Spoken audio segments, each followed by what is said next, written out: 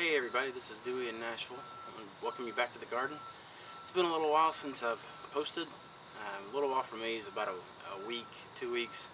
I've had some issues with a new camera, finding the cord to get the footage off the camera to the computer, so probably be a swath of videos around this time whenever this one comes out.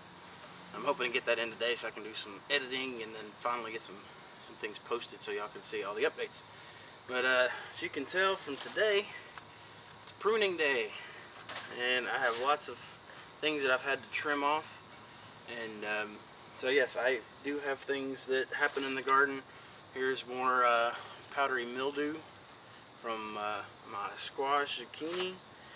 I've had some blight and some stuff kind of hit my green beans. Luckily, pretty much all this stuff is a fungal problems. The powdery mildew is a fungus, blight's a fungus. They don't look like fungus because it's not like a mushroom or anything like that, but it is kind of a fungal problem to deal with, and most fungal problems you can treat with one type of treatment product. And it's not really a product, it's just household baking soda. You can get these little spray bottles at Lowe's or Home Depot for $1.50 or so. Put a little spoonful of baking soda in there, a dab of dish soap, and a little bit of maybe vegetable oil. The dish soap and the vegetable oil help it to coat the plant and not run off like water, just run right off the plant. So they'll help it kind of stick. And I like to apply in the morning, just because, especially with this bed here, it usually doesn't start getting sun until about 10 or 11 o'clock in the afternoon. So if I put it on in the morning, it's got about 4 or 5 hours at least, 4 or 5 hours at least to sit on the plant, do its magic. And how the baking soda works is it changes the pH on the plant real quick, and the fungus can't tolerate that quickly of a change because the baking soda is very alkaline, and so it instantaneously changes the pH on the plant, kills the fungus, and you're left with a pretty clean leaf. So I'm going to be spraying this on,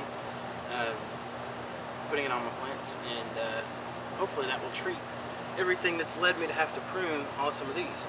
And when you're pruning, don't worry about the plants themselves. If they're a strong plant, a healthy plant, a few leaves isn't going to hurt them. I mean, trim off all the ones that look diseased, any really bug infested leaves that they really attacked. And I have a lot of those. You can trim off, and you won't have to worry about the plant because the plant's going to come back. It'll produce new leaves as it needs them. Especially with a plant like this, losing a few leaves ain't going to hurt it. It's still going to get all the sun it needs to produce fruit, to grow, and do all the fun stuff that plants do.